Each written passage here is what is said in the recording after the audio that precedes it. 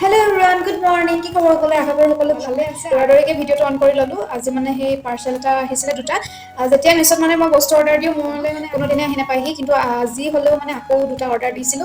আজি আহি পালেহি ভাবিছো আপোনালোককো মানে পাৰ্সেল কিটা দেখাই দিও বুলি মানে খুলি মেলি চাওতে দেখিছো বস্তুটো ভালে আহিছে।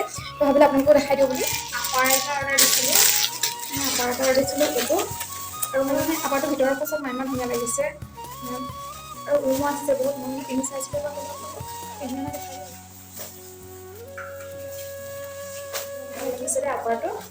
আপোনালোকক কেনেকুৱা লাগিছে কমেন্ট কৰি জনাবলৈ নাপাহৰিব।